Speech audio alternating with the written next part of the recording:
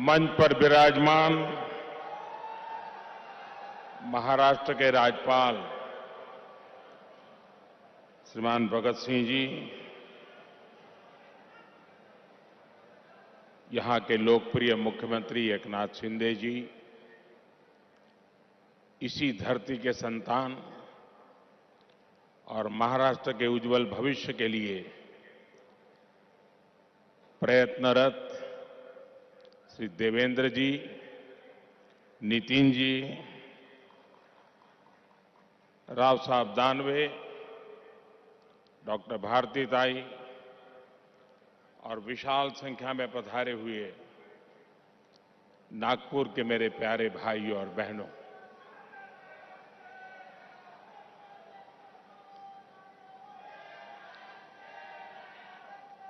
आज संकष्टी चतुर्थी आहे।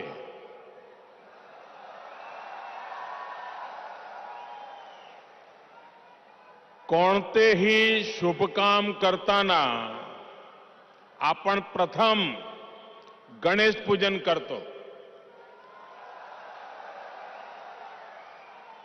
आज नागपुरात आहोत तर टेकडीच्या गणपती बाप्पाला माझे वंदन।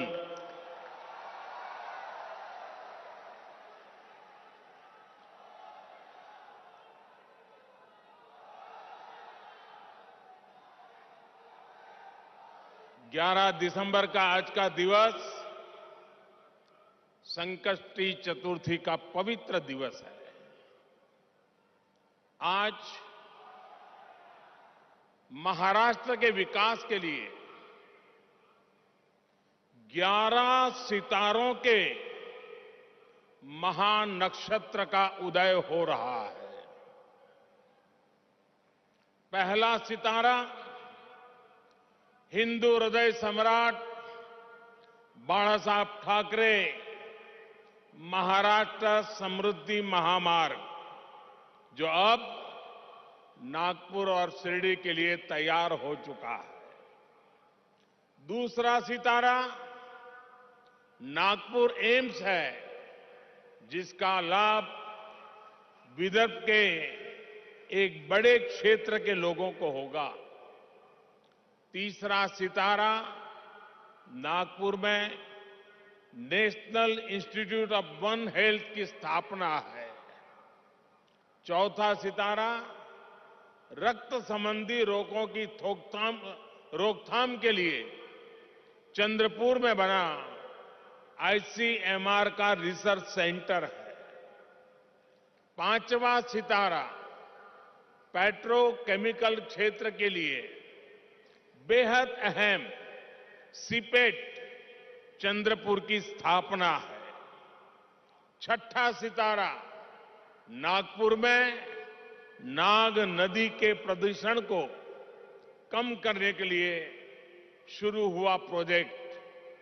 सातवां सितारा नागपुर में मेट्रो फेज 1 का लोकार्पण और दूसरे फेज का शिलान्यास है।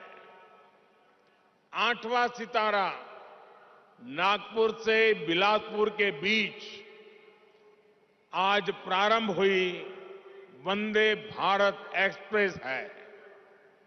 नवा सितारा नागपुर और अजनी रेलवे स्टेशन के पुनर्विकास की परियोजना है। 10वां सितारा अजनी में 12,000 हॉर्स पावर के रेल इंजन के मेंटेनेंस डिपो का लोकार्पण है।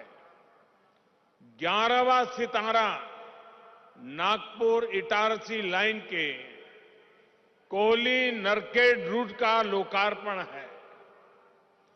11 सितारों का यह महानक्षत्र महाराष्ट्र के विकास को नई दिशा देगा, नई ऊर्जा देगा। आजादी के 75 साल के अमृत महोत्सव में 75,000 करोड़ रुपए के इन विकास कार्यों के लिए महाराष्ट्र को, महाराष्ट्र की जनता को बहुत बहुत बधाई।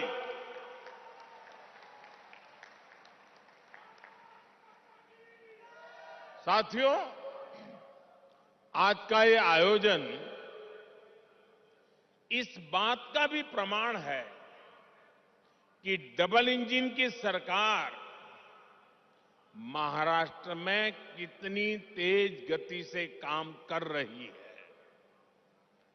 समृद्धि महामार्ग से नागपुर और मुंबई के बीच दूरी तो कम होगी ही, ये महाराष्ट्र के 24 जिलों को आधुनिक कनेक्टिविटी से जोड़ रहा है। इससे खेती किसानी को, आस्था के विभिन्न स्थलों में आने जाने वाले श्रद्धालुओं को, उद्योगों को बहुत बड़ा लाभ होने वाला है। रोजगार के नए अवसर बनने वाले हैं। साथियों, आज के दिन की एक और विशेषता है। आज जिन योजनाओं का लोकार्पण हुआ है, उनमें इंफ्रास्ट्रक्चर विकास का होलिस्टिक विजन दिखता है। एम्स एक अपने आप में अलग तरह का इंफ्रास्ट्रक्चर है और समृद्धि महामार्ग दूसरी तरह का इंफ्रास्ट्रक्चर है। इसी तरह वंदे भारत एक्सप्रेस और नागपुर मेट्रो दोनों ही एक अलग प्रकार का कैरेक्टर है उस इंफ्रास्ट्रक्चर का। लेकिन ये सब एक बुके में, एक गुलदस्ते में अलग अलग फूलों की तरह, जिससे निकलकर विकास की खुशबू जन जन तक पहुंचेगी। विकास के इस गुलदस्ते में बीते 8 वर्षों की मेहनत से तैयार विशाल बगीचे का प्रतिबिंब भी है। चाहे बात सामान्य मानवी के लिए हेल्थ केयर की हो या फिर वेल्थ क्रिएशन की हो, चाहे बात किसान को सशक्त करने की हो या जल संरक्षण की हो, आज पहली बार देश में ऐसी सरकार है जिसने इंफ्रास्ट्रक्चर को एक मानवीय स्वरूप दिया है। इंफ्रास्ट्रक्चर का एक ऐसा ह्यूमन टच जो आज हर किसी के जीवन को स्पर्श कर रहा है। हर गरीब को 5 लाख रुपए तक का मुफ्त इलाज देने वाली आयुष्मान भारत योजना हमारे सोशल इंफ्रा का उदाहरण है। काशी, केदारनाथ, उज्जैन से लेकर पंढरपुर तक हमारे आस्था स्थलों का विकास हमारे कल्चरल इंफ्रा का उदाहरण है। 45 करोड़ से ज्यादा गरीबों को बैंकिंग सिस्टम से जोड़ने वाली जनधन योजना हमारे फाइनेंशियल इंफ्रास्ट्रक्चर का उदाहरण है। नागपुर एम्स जैसे आधुनिक अस्पताल खोलने का अभियान, हर जिले में मेडिकल कॉलेज खोलने का अभियान हमारे मेडिकल इंफ्रास्ट्रक्चर का उदाहरण है। और इन सब में जो बात कॉमन है वो है मानवीय संवेदनाओं का तत्व, ह्यूमन टच, संवेदनशीलता। इंफ्रास्ट्रक्चर को हम सिर्फ निर्जीव सड़कों और फ्लाईओवर तक नहीं समेट सकते। इसका विस्तार कहीं ज्यादा बड़ा है। और साथियों, जब इंफ्रास्ट्रक्चर के काम में संवेदना नहीं होती, उसका मानवीय स्वरूप नहीं होता, सिर्फ ईंट, पत्थर, सीमेंट, चूना, लोहा दिखता है, तब उसका नुकसान देश की जनता को उठाना पड़ता है, सामान्य मानवी को उठाना पड़ता है। मैं आपको गोसीखुर्द डैम का उदाहरण देना चाहता हूं। 30-35 साल पहले इस डैम की नींव रखी गई थी और उस समय उसका अनुमानित खर्च 400 करोड़ रुपए के आसपास था। लेकिन बरसों तक संवेदनाहीन कार्यशैली के कारण बरसों तक वो डैम पूरा नहीं हो पाया। अब डैम का अनुमानित खर्च 400 करोड़ से बढ़कर के 18,000 करोड़ रुपए हो गया। 2017 में डबल इंजन की सरकार बनने के बाद इस डैम का काम तेज हुआ है, हर समस्या को सुलझाया गया है। मुझे संतोष है कि इस वर्ष ये डैम पूरा भर पाया है। आप कल्पना कर सकते हैं, इसके लिए 3 दशक से ज्यादा लगे, तब जाकर इसका लाभ गांव को, किसान को मिलने लगा।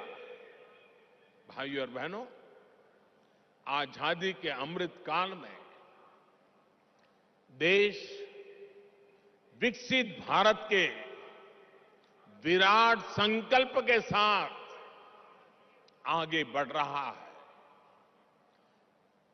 विकसित भारत के निर्माण का रास्ता है भारत की सामूहिक ताकत। विकसित भारत के निर्माण का मंत्र है राष्ट्र के विकास के लिए राज्य का विकास। बीते दशकों का हमारा ये अनुभव रहा है कि जब हम विकास को सीमित रखते हैं तो अवसर भी सीमित हो ही जाते हैं। जब शिक्षा कुछ ही लोगों, कुछ ही वर्गों तक सीमित थी, तो राष्ट्र का टैलेंट भी पूरी तरह निखर कर सामने नहीं आ पाया। जब बैंकों तक कुछ लोगों की पहुंच थी, तो व्यापार कारोबार भी सीमित ही रहा। जब बेहतर कनेक्टिविटी केवल कुछ शहरों तक सीमित थी, तो ग्रोथ भी उसी दायरे तक सीमित रही। यानी विकास का पूरा लाभ ना तो देश की बड़ी आबादी को मिल पा रहा था और ना ही भारत की असली ताकत उभर कर सामने आ पा रही थी। बीते 8 वर्षों में हमने ये सोच और अप्रोच दोनों बदली है। हम सबका साथ, सबका विश्वास, सबका विकास और सबका प्रयास, इस पर बल दे रहे हैं।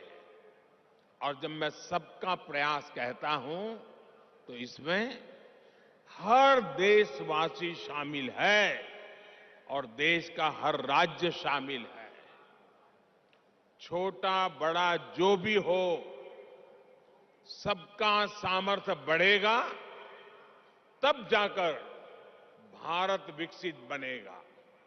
इसलिए हम उनको प्रोत्साहित कर रहे हैं जो पीछे रह गए, वंचित रह गए, जिनको छोटा समझा गया, यानी जो पहले वंचित था वो अब हमारी सरकार की वरीयता में है। इसलिए आज छोटे किसानों के लिए वरीयता के आधार पर काम किया जा रहा है। पीएम किसान सम्मान निधि का बड़ा लाभ यहां विदर्भ के किसानों को भी मिला है। ये हमारी ही सरकार है जिसने पशुपालकों को वरीयता देते हुए किसान क्रेडिट कार्ड की सुविधा से जोड़ा है। हमारे रेहड़ी पटरी ठेले वाले भाई बहन, स्ट्रीट वेंडर्स, उन भाई बहनों को भी पहले कोई पूछता नहीं था, वो भी वंचित थे। आज ऐसे लाखों साथियों को भी वरीयता देते हुए बैंक से आसान ऋण मिल रहा है। साथियों, वंचित को वरीयता, वंचित को वरीयता, इसका एक और उदाहरण हमारे आकांक्षी जिलों का भी है। देश में 100 से अधिक जिले ऐसे हैं जो आजादी के इतने दशकों बाद भी विकास के अनेक पैमानों पर बहुत पीछे थे। इनमें से ज्यादातर आदिवासी क्षेत्र थे, हिंसा से प्रभावित क्षेत्र थे। इनमें मराठवाड़ और विदर्भ के भी अनेक जिले शामिल हैं। बीते 8 वर्षों से हम देश के ऐसे ही वंचित क्षेत्रों को तेज विकास की ऊर्जा का नया केंद्र बनाने पर बल दे रहे हैं। आज जिन प्रोजेक्ट्स का लोकार्पण और शिलान्यास हुआ है, वे भी इसी सोच और अप्रोच का प्रकट रूप है। साथियों, आज आपसे बात करते हुए मैं महाराष्ट्र के लोगों को, देश के लोगों को भारत की राजनीति में आ रही एक विकृति से सावधान भी करना चाहता हूं। ये विकृति है शॉर्टकट की राजनीति की। ये विकृति है राजनीतिक स्वार्थ के लिए देश का पैसा लुटा देने की। ये विकृति है करदाताओं की गाढ़ी कमाई को लुटा देने की। शॉर्टकट अपनाने वाले ये राजनीतिक दल, ये राजनीतिक नेता देश के हर करदाता के सबसे बड़े दुश्मन है, जिनका मकसद सिर्फ सत्ता में आना होता है, जिनका लक्ष्य झूठे वायदे करके सिर्फ सरकार हड़पना होता है, वो कभी देश नहीं बना सकते। आज एक ऐसे समय में जब भारत अगले 25 वर्षों के लक्ष्यों पर काम कर रहा है, तो कुछ राजनीतिक दल अपने निजी स्वार्थ में भारत की अर्थव्यवस्था को तबाह कर देना चाहते हैं। हम सबको याद होगा, जब पहली औद्योगिक क्रांति आई, हिंदुस्तान उसका लाभ नहीं उठा पाया।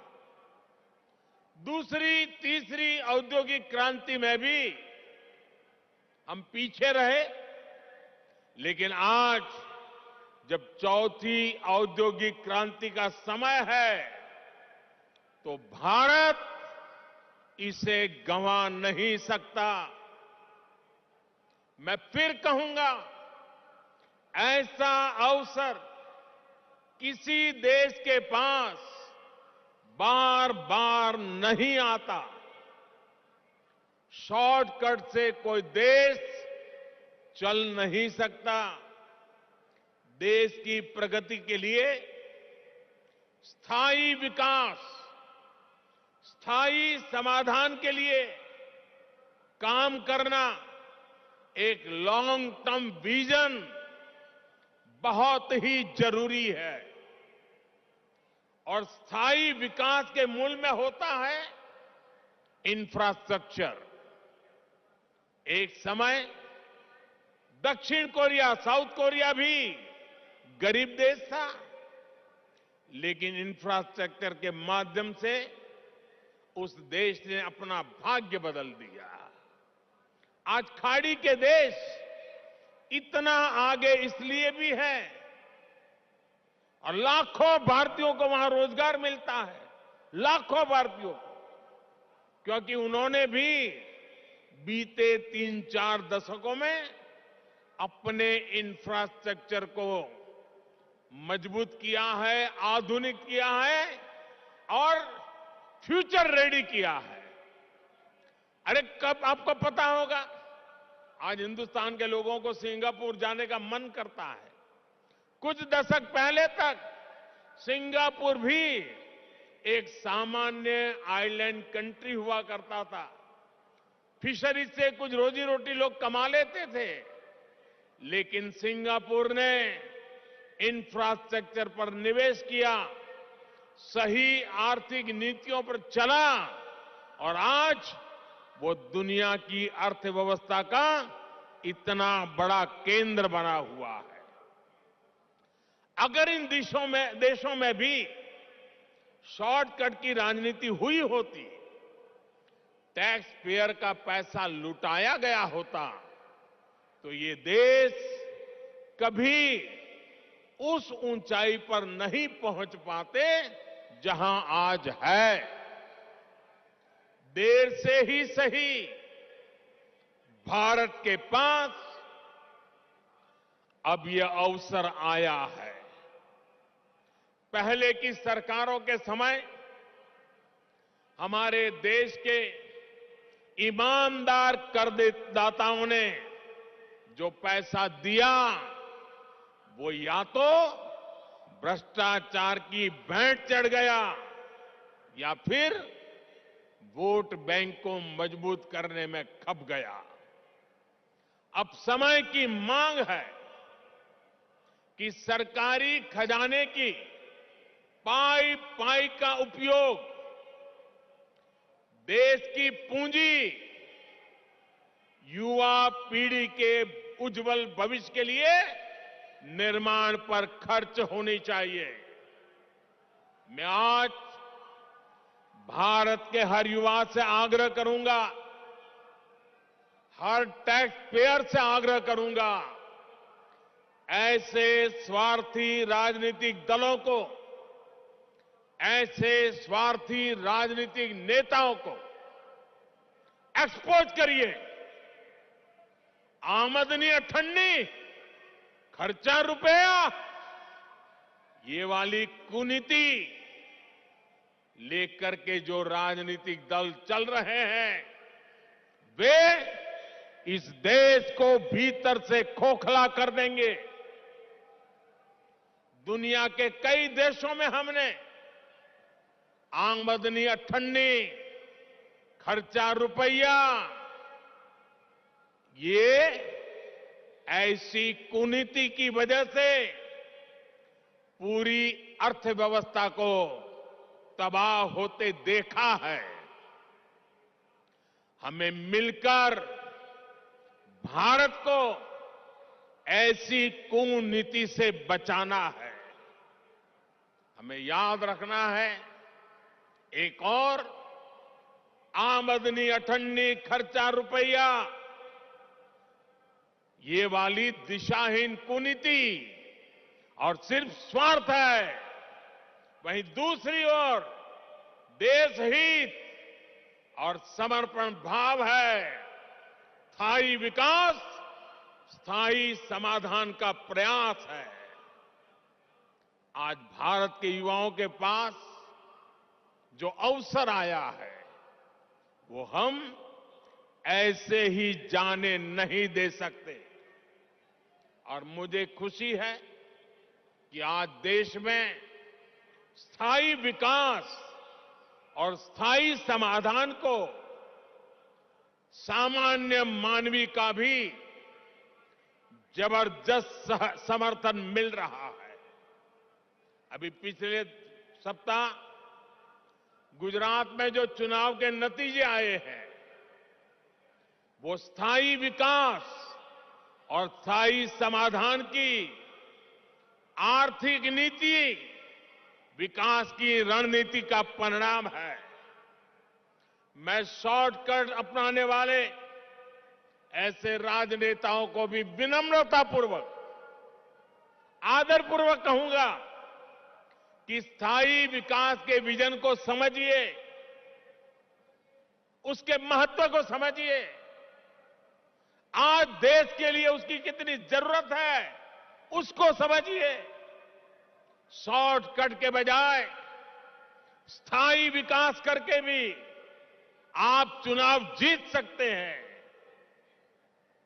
बार बार चुनाव जीत सकते हैं। ऐसे दलों को मैं कहना चाहता हूं, आपको डरने की जरूरत नहीं है। मुझे विश्वास है जब आप देश हित को सर्वोपरि रखेंगे तो शॉर्टकट की राजनीति का रास्ता भी जरूर त्याग करेंगे।